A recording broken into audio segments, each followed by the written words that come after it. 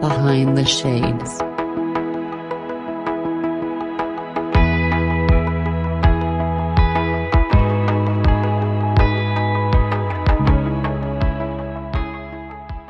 Hello, Jennifer. How are you doing today? I'm good, thank you, So I Taryn. know, thank you very much. I love it when my guests say my first name because it makes me feel like official. Like, when they say Mm. Terrain, I'm like, hopefully one day someone can add like the title of King or Royal Terrain to it, but sooner than later. How about Prince Terrain for now? Prince Terrain, there you go. Keeps me nice and young, Yes. right? Perfect. Yeah.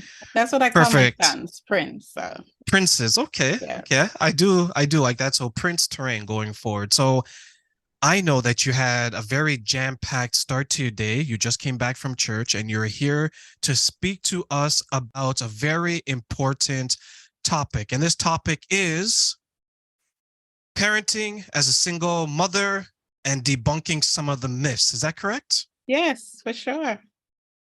Perfect. So, what I would like to do is, as we are getting started here, why don't you introduce yourself? Tell us a little bit about yourself, Jennifer, and where my audience, sorry, can find you. Okay, so my I go by J Rosemarie online. That's where I'm most recognized as J Rosemarie on Facebook and Instagram at J Rosemarie1. I'm the host of two podcasts, Solo Moms Talk and the tools of the podcast trade. I also blog at jrosemarie.com, and it's kind of like my brand, J Rosemarie. And I'm a solo mom, empty nester solo mom. So I blog and talk about all those things and the health of women. Perfect. Thank you so much for that introduction. So, I guess my first question to you, because it's something that I know the men on my side of the world speak a little bit about, but to have the conversation between a man and a woman, I'd love to ask you this question. So, what are some of the myths about single parenting, but more specifically about single motherhood that you'd like to debunk today? Well, I think the biggest one is where so when if I could step back a bit, when I first did some research on Solo Moms Talk, I I wanted to see what was out there about single motherhood. And the what was out there wasn't good. It wasn't pleasant. And the single mom was depicted as, this lazy, good for nothing, other words that just was on welfare, and they were a certain race, and nothing could be further from the truth, right? So I went deeper into it. This is why my podcast is called Solo Moms Talk, because we forget that moms raising children alone didn't always choose to raise their kids alone. They're divorced, they're widowed, some of them are still married, and but daddy just is selfish and minding his own business and not supporting the mother with the child, even when they're together. So this is where solo moms come in. So single moms, if we could revert back to the name, are not lazy, good for nothing women who got pregnant, because they're careless. Single moms, encompass a lot of different women in different situations. I know for me, and maybe because I have a more positive outlook on parenthood, motherhood, and fatherhood, is that my perception of single mothers and single fathers was a little bit different than what was portrayed to me. And I'll give you an example. On TV, single mothers and single fathers are like the armpit of society, right? They're viewed a certain way. Both are considered lazy. Some are considered deadbeats. So you'll have like the single fathers, or that's a deadbeat dad. You have the single mothers, or that's a promiscuous woman. You have all these different views. Yes. But when I started to interact with single mothers and single fathers, there's some of the most hardworking people you know. Yes. They're dedicated, they're understanding. And my definition of a single mother is someone that would have a child out of wedlock. Like someone who is married and has children and they divorce, I wouldn't call that a single mother. Someone who's had children and they're widowed, I wouldn't call that a single mother. I'll call that person did it the way that traditionally is set up for the most successful outcome for the child. And on your podcast, when you're discussing some of these topics from the single mom's perspective, is there a conversation that originates for single motherhood, meaning in support, and then there's, okay, what can we do to maybe combat some of the more negative perceptions of single parenthood or single motherhood in this case? Okay, so like I said, I don't particularly focus on single mothers. I don't single out, pun intended, single mothers, right? So because I know sometimes people live with regret, even when they have a child out of wedlock, they may still be living with regrets because of life has become challenging, and that's not the way they planned it. It just happened that way. Like I said, I gave the name of my podcast Solo Moms Talk because it's a mom raising her children solo, right? So I put everybody under the same umbrella. So I hope that answered your question. No, it does, because Okay, you gave the example, and this is probably me confirming it. You can be in a marriage and raising the child solo. exactly. That doesn't necessarily mean you're a single parent. I understand. So it would Yes. be like, let's say if you and I are married and I'm raising the child and you're out there working, or you're out there doing something else outside of the child rearing duties, I would be Yes. a solo father because I'm taking care of the needs. Okay. So as a solo mother now, is that dynamic different when it's someone who's in a relationship versus someone who is not in one? So you're meaning the male partners in the home? Is that what you're Yes, yes. referring to? In this case, the father is present, but he's not active, which is a difference. Okay, so I still consider that solo. I'll give you an example. One of our guests was Allison. Allison was married for 15 years and she had 2 kids with her husband. Her husband still lived in the home, but he created 2 other families outside. And he was more interested in the families, the kids that he created outside, than he was with the kids he created with his wife. Okay. Allison, in my opinion, is a solo mom. There's another lady who she was the same thing. Her husband didn't work outside the home, but she took care of the kids, worked outside the home, and came home and took care of the kids and him.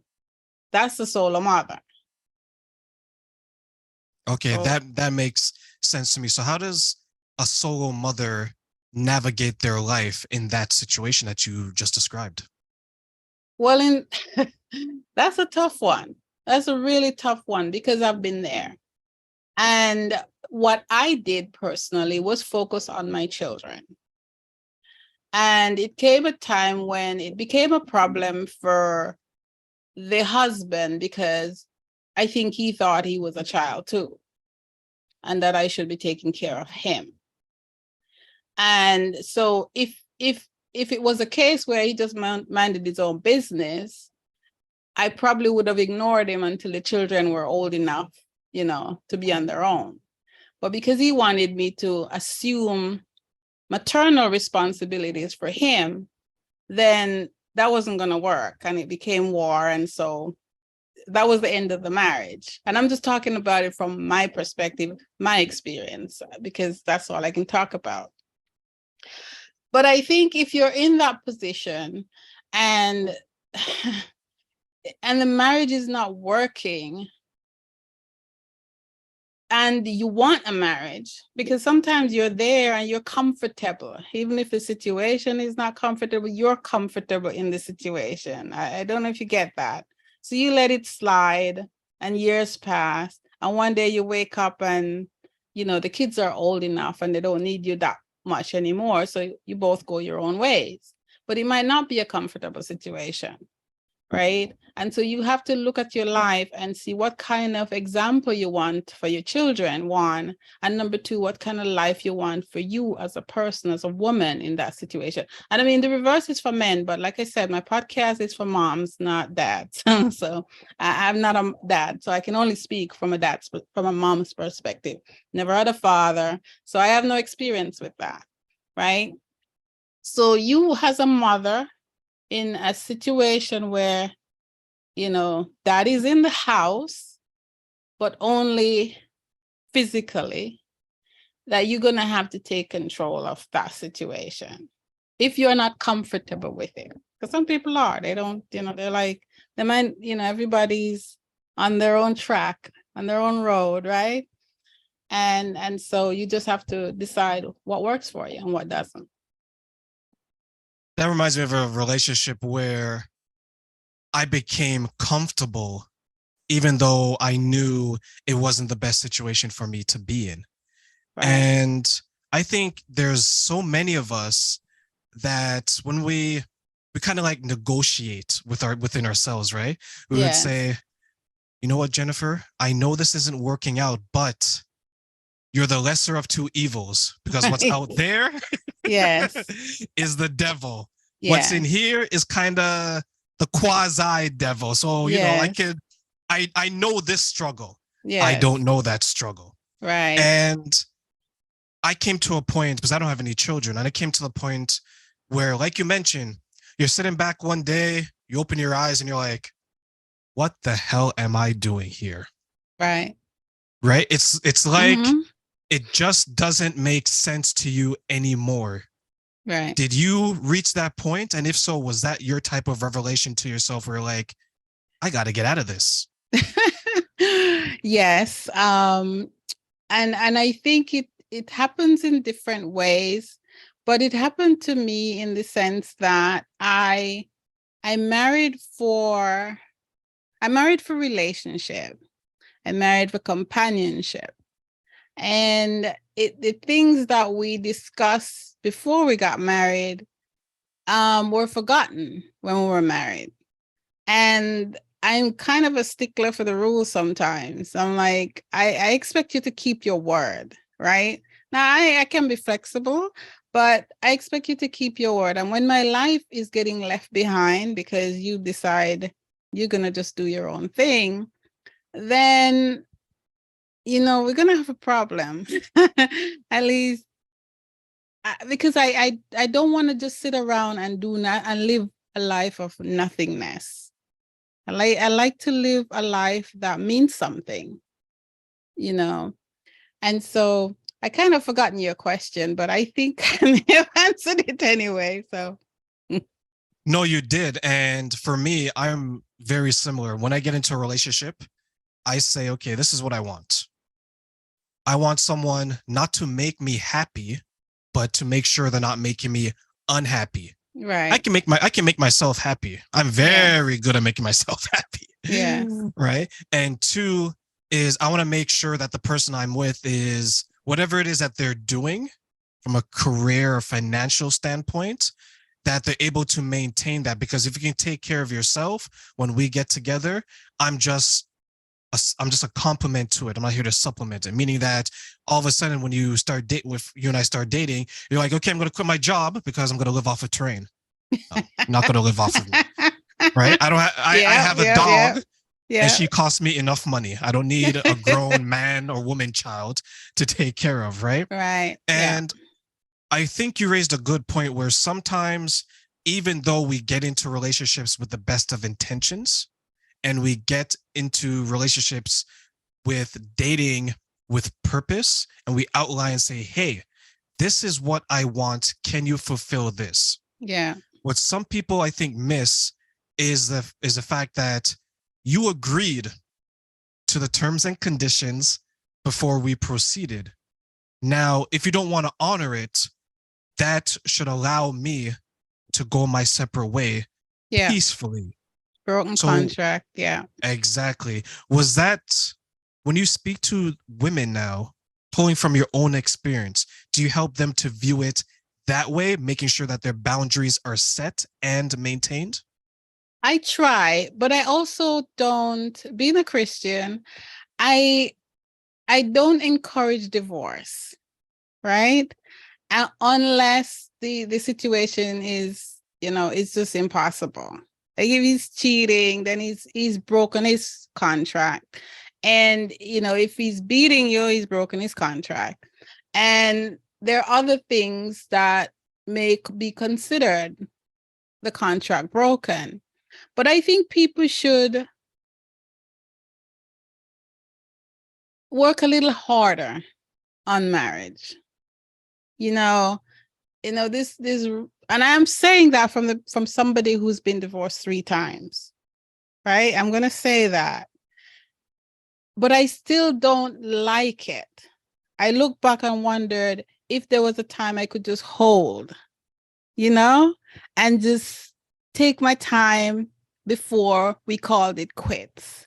Because when you're in a marriage with the right person, I think it's just amazing, right? But you're with someone else. It's another human being with their own thoughts and dreams and thought patterns. And until you become one, thinking the same way, having the same purpose, it's going to take work. And even when you're on the same page, it takes work, right? But I think nowadays we're too quick to say, he's not pleasing me. She's not pleasing me. Time to move on. And I don't agree with that. I still don't, So Jennifer, at what age were you first married? I was 20. Very Okay, young. and I'm very screwed up. and your third marriage was at what age? If you don't mind me asking. I think it was like 40, 44 or something like that. Okay. So the reason why I was asking is from your time of your first marriage to the time of your third marriage, did you approach it differently because of the time that has passed, or did you approach it the same way? I approached it the same way. I didn't discover what was wrong with me. And I'm going to explain that until after my third marriage. Because I sat down with my book, my notebook, my journal, Tony Robbins and Joel Osteen, and I had a discussion with myself. Because my first inclination was to say, I hate men. I want nothing more to do with them. But then it's like, something says, well, wait a minute now, right? So I'm saying, what's wrong with me? Why is it that nobody wants me? Because that's how I framed it, right? And then I realized that throughout, when I went back and reviewed from day one, my first marriage, we didn't know what we were doing. I can tell you that now. We had no clue what we were doing. I was so mixed up. I was raised by my grandfather from the time I was 9 months old. My grandfather died when I was 12. So I've pretty much been on my own most of my life. But I always want family. I always want that cohesive, unit.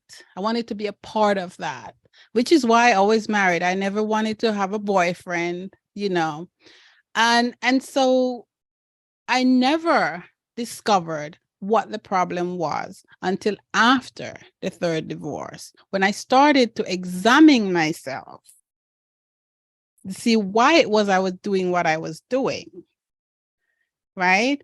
And so, no, I did not learn my lesson until the end. And, I haven't given up hope, but I'm okay on my own. So that's fine.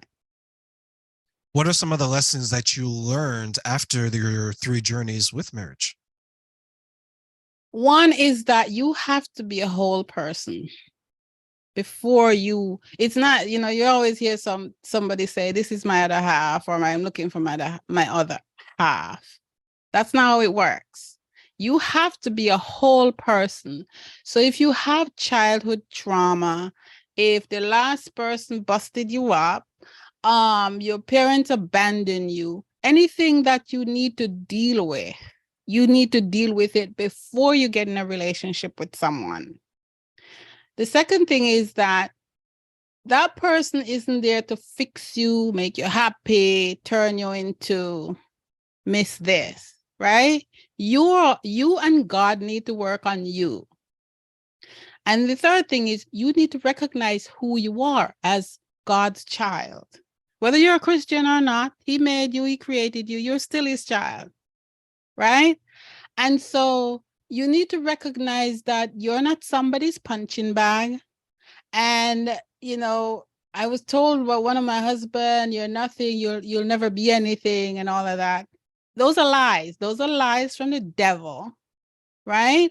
And so you need to recognize who you are.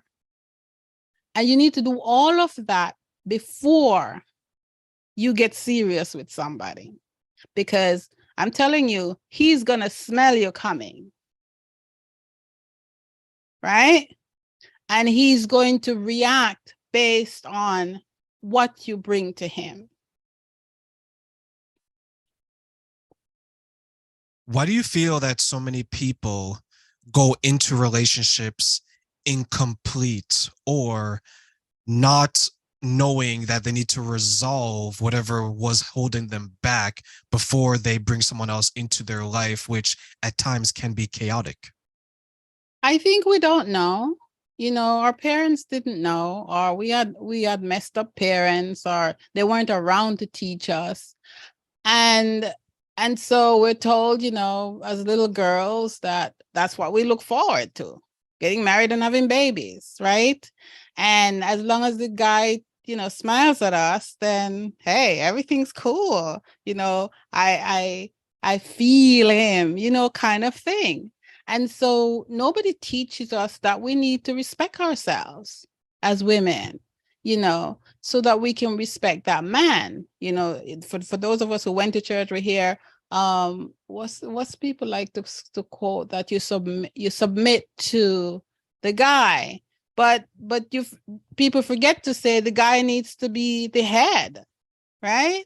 You don't want to submit to a loser, and if you're a strong woman, you don't want to submit to somebody who is less than you, and so we need to teach our girls. Men need to stick around and teach their daughters how men should treat them, right? How to be women that men respect. So I'm hoping that I'm seeing that change now, where men are sticking around with their children. They're not running off and having them all over the place, and as much as it used to be. And so I'm hoping that for future generation, the women will be a little bit more, have a little bit more sense, so when they meet the guy, they can negotiate, negotiate this relationship that they're getting into.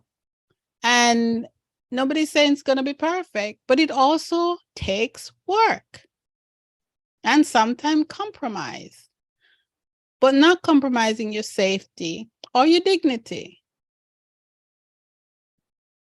I will agree. I believe that it is the father's responsibility, and it's quite a big responsibility, to make sure that their daughters are set up in a way that, one, they're going to be respectful not only to themselves, but they're going to be respectful to the family that they're going to represent. Mm-hmm. And I'll give you an example of that. Is the father is supposed to be, in an ideal situation, the buffer between his daughter and all the men that aren't worthy of her time. Right. Right? Because there's a point in time where you knew who the good for nothing men were. Right? Your dad would say, you see Johnny down there? you don't ever talk to Johnny. Mhm, Okay, mhm. Johnny's not going anywhere. And you brought up a good point when you said the submission piece, and I think sometimes that gets lost in modern dating, where yes, some men would say that I want a woman that's going to submit to me, but on the flip side, that man has to submit to God. Yes. Right. And that is the true test, because everything that that man does has to be aligned with the word of God. So the Yes. burden is a heavy burden for him to walk with if he's going to be that type of man. Yes. And when you mention some of the ways that, when you mention women can be more respectful of themselves, what are some of the ways that women can demonstrate that they have the self-respect that you're mentioning? Well, I think one of the biggest one is to recognize who you are as a person, as a woman, right? And carry yourself in that way. You know, I've met some angry Black women, and I'm wondering what is wrong with her, you know? And it's like everything is an argument and everything is a struggle to have that relationship with them. And I'm talking, just generally. So I think that when you handle yourself, when you carry yourself appropriately, as a person, treat people with respect and you'll get it back. Be kind and considerate, and don't be always yelling and screaming, because you're going around with this face like, and I understand, because I used to work here in New York City, and you're on the train and you're tired, and misery just all over you, especially when you're a single mom, right? But I was one of them that I was always smiling and I was always saying hello, and it didn't mean life wasn't bad or rough, but you can't carry yourself around. This is on a lighter side, but you can't just carry yourself around like that, because it doesn't make people love you more. It make people afraid to be your friend. There's times where I would walk by and the person would look like a kind and a person you want to approach, right? And you just get the nice vibes and you're like, okay, this person from their presentation looks like they're going to be nice. And then you want to approach them to say hi. As soon as they turn around, they're like, oh my God. You do like a double take and you just kind of go the other way, because the face and the expression that they have, they just give off the vibe as someone or this person's entire family has passed away, because the devastation on their face, and they call it the RBF, right? Like the that type of face. And is there, and this is something I always want to ask women, is there a way that maybe we can make women appear to be more approachable and aware of maybe the type of look that they're giving off to other people? So while I was saying what I was saying, there was something else I wanted to bring up, because there are times when I'm around men and I don't want to be too pleasant, because for some reason, some men think when a woman is pleasant, that it means they're saying, come home with me. Do you get me? There's some really ignorant people out there. And you're nice and pleasant and, you're having a conversation and they think it's an invitation to bed. So you change who you are and look ugly so that they won't approach you, which is tragic, right? But I also think that we can find ways to communicate better when we're not, there's all this prejudgment. There are times when I see people on the train. I love to use New York City Transit as an example, because there's so many different people on there. And you can't assume somebody's life just because you're looking at them. right? And so I think that we just need to be able to approach people not in a traditional sense and not with any prejudgment, like not just be kind and considerate to people. You know, again, I lost my train of thought, but I think that sounds like it's kind of difficult because if I put myself in a woman's shoes and I'm thinking, okay, I don't want to be approached for any sexual advances, so I'm gonna look like the Hunchback of Notre Dame, right? I'm just gonna have this ugly crush face, you know, like something like this. And then, but on the flip side, I want a relationship. So do I be pretty in situations where I want to be pretty and then I be ugly everywhere else? Or how do you how can we help women find a balance between, hey, approach me if you're serious, but don't necessarily approach me if all you're thinking about is a one night? well, I mean, I can only talk about it how I do it, right? I talk to everybody, right? I walk in the street and they're saying hello, and I say, hello, how are you? You know, and I smile and say hello, but then they want my number. And then it's time to say, sorry, I'm busy, you know, but you don't have to say it bad, you know, and that happens to me all the time. I'm walking on the street. Oh, can I have your number? Where are you from? And I'm like, have a good day, you know. And so you still have to be that person who you are, because you can't be anybody but who you are, right? And I'm going to give you an example. I was walking down the street in Atlanta one day.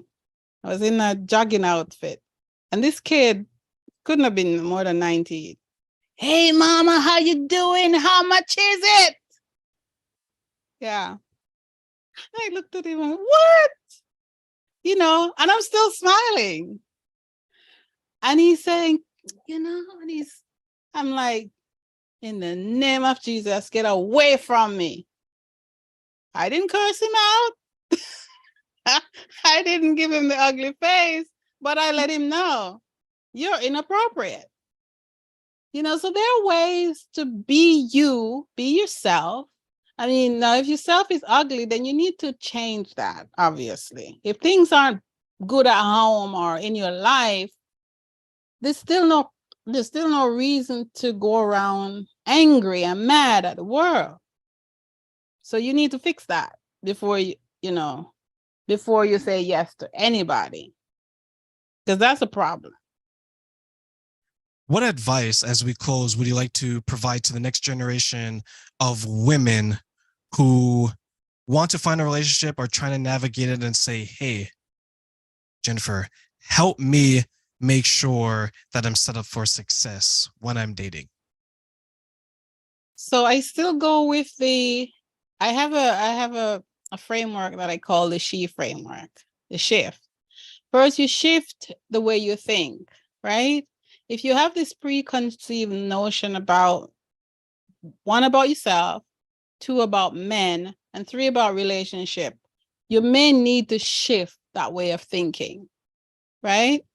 The Bible said, as a man thinketh, so is she.